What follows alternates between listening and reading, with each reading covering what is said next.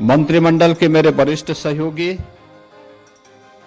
वित्त और संसदीय कार्य विभाग के मंत्री श्री सुरेश कुमार खन्ना जी, उत्तर प्रदेश सरकार के पूर्व उप मुख्यमंत्री और राज्यसभा के माननीय सांसद डॉक्टर दिनेश शर्मा जी,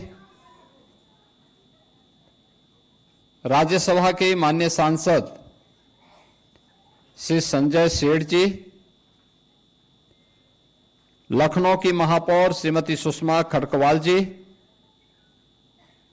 माननीय सांसद श्री ब्रजलाल जी, विधान परिषद सदस्य डॉक्टर नीरज बोरा जी, श्रीमती जयदेवी जी, श्री अमरीश कुमार जी, श्री योगेश शुक्ला जी, विधान परिषद सदस्य श्री मुकेश शर्मा जी, श्री लालजी प्रसाद निर्मल जी, आज के इस कार्यक्रम में उपस्थित प्रदेश के सभी जनपदों में आयोजित होने वाले आज के इस कार्यक्रम में उपस्थित प्रदेश के सभी प्रधानमंत्री उज्ज्वला योजना के लाभार्थीगण, खाद्य विभाग के अधिकारीगण, सम्मानित जनप्रतिनिधिगण और उपस्थित बहनों और भाइयों, मैं सबसे पहले प्रदेश भर के 1,86,00,000 उज्ज्वला योजना के उन लाभार्थियों को जिनके लिए 1,500 करोड़ रुपए की सब्सिडी हम लोगों ने आज जारी की है, उन सबको मैं बधाई देता हूं। ये दीपावली के पहले प्रदेश के उन लाभार्थियों के लिए दीपावली का एक उपहार है। पर्व और त्योहार के पीछे का उद्देश्य भी यही होता है कि हम अकेले नहीं बल्कि सामूहिक रूप से इस उत्साह का हिस्सा बने। जिस रसोई गैस के लिए आपके पैसे खर्च होते, उत्तर प्रदेश की सरकार ने 2021 में तय किया था कि वर्ष में 2 बार होली और दीपावली के अवसर पर हम उज्ज्वला के सभी लाभार्थियों को फ्री में रसोई गैस के सिलेंडर उपलब्ध करवाने का काम करेंगे। और आज दीपावली का यह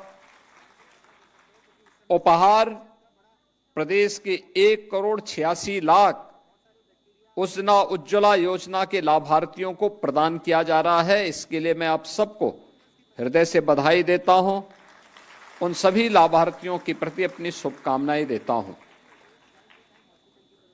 बहनों और भाइयों, किसी भी लोक कल्याणकारी सरकार का दायित्व बनता है कि वह शासन की योजना का लाभ ईमानदारी के साथ उन जरूरतमंदों को, उन गरीबों को, उन वंचितों को, उन दलितों को उपलब्ध करवाएं जो उसका लाभार्थी, जो उसका पात्रता रखता है, और बिना किसी लांग लपेट के, बिना किसी व्यवधान के उसका लाभ उन पात्रों को प्राप्त होना ही चाहिए। आजादी के बाद पहली बार किसी भी गरीब को, किसी भी वंचित को बिना भेदभाव के योजना का लाभ तब मिलना प्रारंभ हुआ जब देश के अंदर सौभाग्य से श्री नरेंद्र मोदी जी प्रधानमंत्री बने। इससे पहले गरीब के लिए शासन की योजना कौड़ी की बात हुआ करती थी, बहुत कठिन था। याद करिए 2014 के पहले रसोई गैस जिनके कनेक्शन थे उनको तो नहीं मिल पाता था, और जिनको कनेक्शन चाहिए था उनको कनेक्शन लेने के लिए भी घूस देना होता था। याद करिए, 11 वर्ष में 11 करोड़ गरीबों को प्रधानमंत्री मोदी जी के कारण फ्री में रसोई गैस के सिलेंडर उपलब्ध हुए हैं पूरे देश के अंदर, और जिसमें अकेले उत्तर प्रदेश में 1 करोड़ 86 लाख ऐसे परिवार हैं जिनके पास रसोई गैस का सिलेंडर नहीं था, उन्हें ये उपलब्ध हुआ। यानी इन 11 करोड़ परिवारों के लिए भोजन बनाना एक अत्यंत दुरूह कार्य था। याद करिए, भोजन के लिए ईंधन नहीं, या तो लकड़ी में बनाए या कोयले में बनाए या गोबर के गोइठे में बनाए या मिट्टी के तेल के लिए यानी केरोसिन के स्टोव के लिए उसमें बनाए। केरोसिन मिलता नहीं था 2014 के पहले, कहीं से लकड़ी बीन करके लाते थे तो फॉरेस्ट के लोग अलग से परेशान करते थे। कोयले में बनाएंगे तो जितना ऊर्जा उनकी कोयले में भोजन बनाने में खर्च होता था, उससे ज्यादा उससे निकलने वाली गैस से व्यक्ति बीमार होता था, लंग्स खराब होते थे, दमे की बीमारी का शिकार व्यक्ति होता था, और महिला होती थी, पूरा परिवार जिंदगी भर उपचार कराते कराते थक जाता था, और महिला खांसते खांसते दम तोड़ देती थी। बरसात के समय जो लोग लकड़ी से कोयले से भोजन बनाते थे, भीग गया, या सर्दियों में जब भीषण सर्दी पड़ती थी तब लकड़ी जलती नहीं थी, भूखों पेट या कच्चा भोजन खाकर के लोगों को सोने के लिए मजबूर होना पड़ता था। लेकिन देशवासियों को आभारी होना चाहिए, कृतज्ञता ज्ञापित करनी चाहिए प्रधानमंत्री मोदी जी की, जिन्होंने 11 करोड़ लोगों को बिना किसी पैसे के फ्री में ये रसोई गैस के कनेक्शन उपलब्ध करवाए, और ये कनेक्शन भी किसी और को नहीं, महिलाओं को उपलब्ध करवाए। महिलाओं को, परिवार की महिला सदस्य के नाम पर नारी गरिमा का प्रतीक बन गया सिलेंडर। और प्रधानमंत्री मोदी जी की इसी मुहिम में प्रदेश सरकार ने अपने को जोड़ करके कहा कि अगर मोदी जी 11 करोड़ लोगों को फ्री में रसोई गैस के कनेक्शन दे सकते हैं तो वर्ष में 2 बार होली और दीपावली के उत्सव को और उत्साहपूर्ण बनाने के लिए फ्री में रसोई गैस के सिलेंडर हम उपलब्ध करवाएंगे। बहनों और भाइयों, ये कार्यक्रम उसी का हिस्सा है, उसी का हिस्सा है। इससे जो पैसे की बचत होगी, इससे आप अपने घर में बच्चों के लिए कुछ अन्य सामग्री खरीद सकते हैं, परिवार के लोगों के उत्साह को, आने वाले अतिथियों के उत्साह को और उमंगपूर्ण बना सकते हैं। और इसलिए राज्य सरकार उन सभी परिवारों के प्रति होली की और दीपावली की बधाई स्वरूप ये रसोई गैस के सिलेंडर उपलब्ध करवाने का कार्य करती है। बहनों और भाइयों, जब अच्छी सरकार आती है तो ऐसे ही लोक मंगल की कामना के साथ सबके हित के बारे में सोचती है। 17 के पहले इस प्रदेश में परिवार से ऊपर सोची नहीं थी, केवल अपने परिवार के बारे में सोचता था। उपसेफई परिवार के अलावा दूसरों के पास कोई सोच ही नहीं था। घूम फिर करके सब वही चाचा भतीजा और महाभारत के सभी रिश्ते उसमें आते थे, और एक ही परिवार के सारे लोग उसमें लाभ लेते थे, लूट लेते थे, डकैती डाल देते थे। उत्साह के उमंग को दंगों की भेंट चढ़ा देते थे, गुंडागिर्दी की भेंट चढ़ा देते थे, अव्यवस्था फैलाते थे। किसी भी गरीब को योजना का लाभ नहीं मिल पाता था। नौजवानों की नौकरी में डकैती पड़ती थी। विकास के कार्यों के पैसे में छीना झपटी होती थी, गरीब को इसका लाभ नहीं मिल पाता था। परिणाम क्या होता था? प्रदेश पर्व और त्योहार भी नहीं मना पाता था, प्रदेश के अंदर गरीब तबाह होता था, नौजवान पलायन करता था, हर जिले में इनके द्वारा पाले गए गुंडे अराजकता फैलाते थे, माफियागिरी फैलाते थे, और उन माफिया के सामने, उन गुंडों के सामने, उन दंगाइयों के सामने इस समाजवादी पार्टी के नेता, इनके मंत्री और इनका मुख्यमंत्री नाक रगड़ करके उनको दंगों करने की छूट देती थी। डबल इंजन की सरकार आई और भारतीय जनता पार्टी की सरकार ने कहा कि नहीं, परिवारवाद से नहीं, पूरे प्रदेश को परिवार मान करके काम करना होगा। आज देख रहे होंगे कोई भेदभाव नहीं, किसी की जाति नहीं पूछी जाती, किसी का मत और मजहब नहीं पूछा जाता। तो प्रधानमंत्री जी का मंत्र था सबका साथ और सबका विकास। योजना का लाभ सबको मिल रहा है, भेदभाव किसी के साथ नहीं, सुरक्षा सबको प्राप्त हो रही है। और सरकार की तो पहले से ही घोषणा है कि अगर बेटी की सुरक्षा के साथ खिलवाड़ किया तो तय मानिए कि अगले चौराहे पर यमराज टिकट काटने के लिए खड़ा होगा, छोड़ेगा नहीं। अगर किसी को यमराज से टिकट कटवाना हो तो किसी राह चलती हुई बेटी के साथ छेड़खानी करके दिखा ले। और ये केवल प्रदेश कर सकता, उत्तर प्रदेश सरकार कर सकती है। और ये हमारी वचनबद्धता भी है कि हर बेटी को सुरक्षा देंगे, हर राहगीर को सुरक्षा देंगे, हर व्यापारी को सुरक्षा देंगे, हर नौजवान के हाथ को काम देंगे, हर गरीब को उसका हक देंगे, हर वंचित के साथ सरकार खड़ी होगी, हर दलित के साथ सरकार खड़ी होगी, उसके साथ कोई अन्याय नहीं होने देंगे। और उत्साह और उमंग के त्योहार में किसी ने रंग में भंग डालने का काम किया, किसी ने व्यवधान डालने का काम किया, तो जेल की सलाखें उसका इंतजार कर रही होंगी। और कोई भी होगा उसको अंदर ठूंसने में बहुत देर नहीं लगेगी।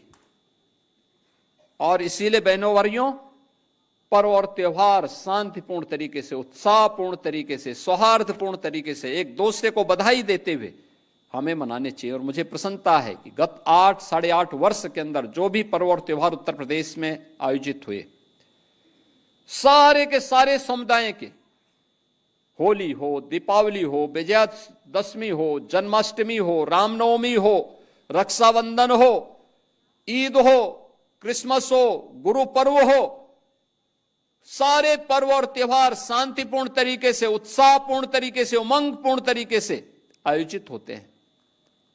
हर एक व्यक्ति अपने अपने पर्व त्योहारों को मनाए, अपनी आस्था का सम्मान करे। ये पर्व और त्योहार सड़कों पर प्रदर्शन की वस्तु नहीं है, ये सामूहिक रूप से अपने अभिव्यक्ति को समाज के सामने प्रस्तुत करने का एक माध्यम होता है। लोग एक दूसरे से गले मिलें, सामूहिक रूप से विकास की प्रक्रिया का हिस्सा बने, अपने परिवार की खुशी को अपने समाज के साथ, समाज की खुशी के साथ प्रदेश के साथ, प्रदेश की खुशी को देश के साथ आपस में शेयर करते हुए हम आगे बढ़े। यही पर्व और त्योहार के पीछे का उद्देश्य होता है। अब वह भाव नहीं, अब ये वो सरकार नहीं है जो दंगाइयों के सामने घुटना टेकती हो। ये सरकार तो जो जिस भाषा में समझेगा उस भाषा में समझाना भी जानती है और अच्छी तरीके से जानती है। और इसीलिए आज मैं प्रदेशवासियों से कहूंगा, दीपावली आ रही है, दीपावली के अवसर पर लोग, हर परिवार, भारतीय परिवार कुछ न कुछ खरीदता है। एक इस अवसर पर जो भी खरीदे वह स्वदेशी खरीदे। स्वदेशी, हमारा कारीगर, हमारा हस्तशिल्पी, हमारा स्थानीय उद्यम जो कुछ भी बनाया होगा उसको खरीद करके अपने घर में लेके जाइए। हमारे घर में दिया जलेगा दीपावली का तो हमारे ही कुम्हार के द्वारा बनाया गया दिया होना चाहिए। हमारे घर में दीपावली के अवसर पर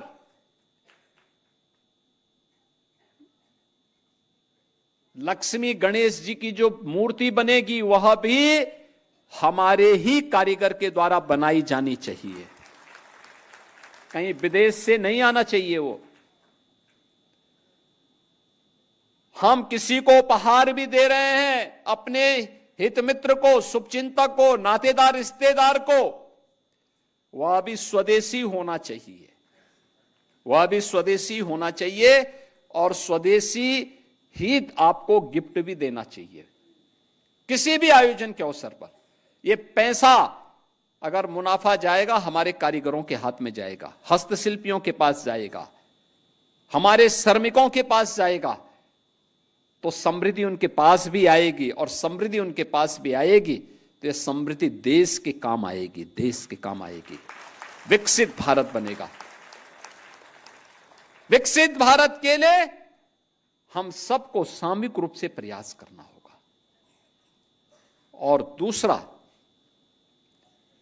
पर्व और त्योहार में एक चीज का हमें और ध्यान देना होगा और वह ये कि अगर हमने अपने परिवार की आवश्यकताओं की पूर्ति कर ली है तो थोड़ा सा उसमें से बचा करके किसी एक गरीब को जरूर कुछ सहायता करने के लिए तैयार होना चाहिए।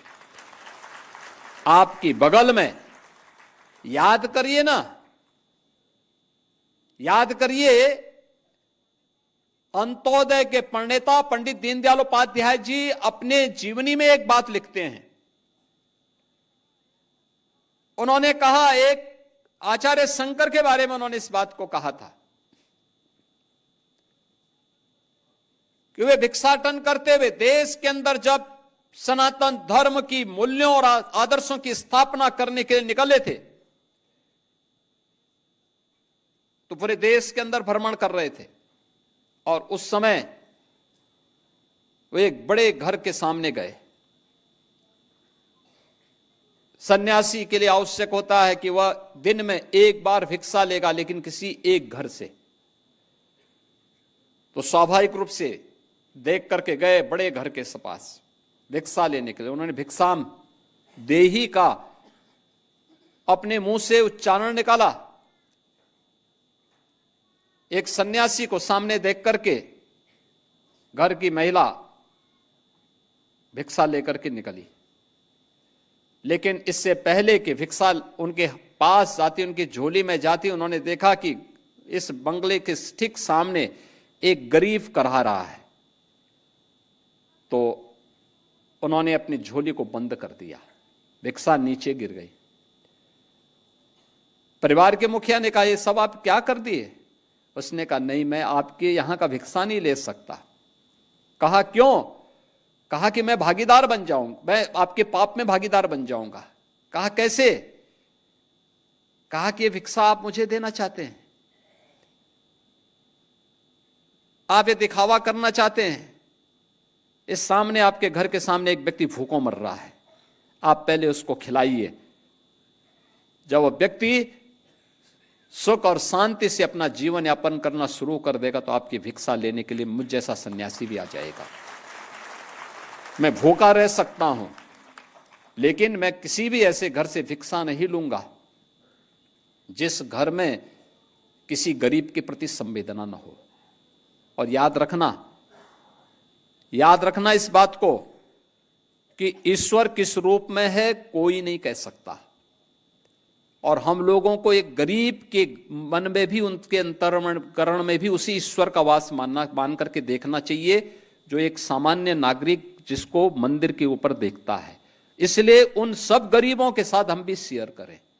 जो कुछ भी हमारे पास है, थोड़ी बहुत सहायता किसी गरीब की भी हम कर पाएंगे तो हमें जरूर करना चाहिए। और पर्व का उत्साह और आनंददायक हो जाएगा, और भी आनंददायक हो जाएगा।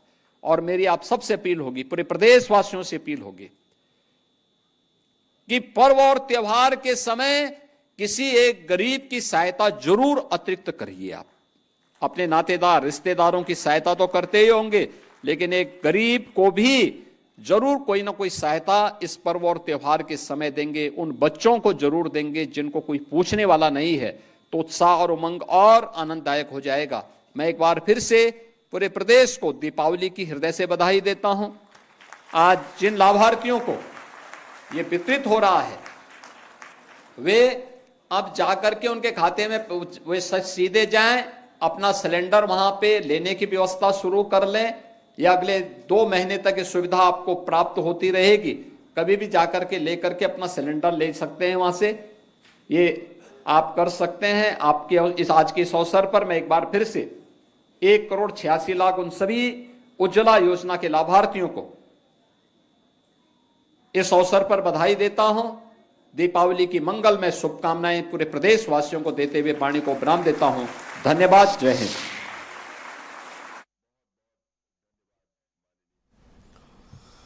तो देखिए, दिवाली से पहले यूपी सरकार का यह बड़ा तोहफा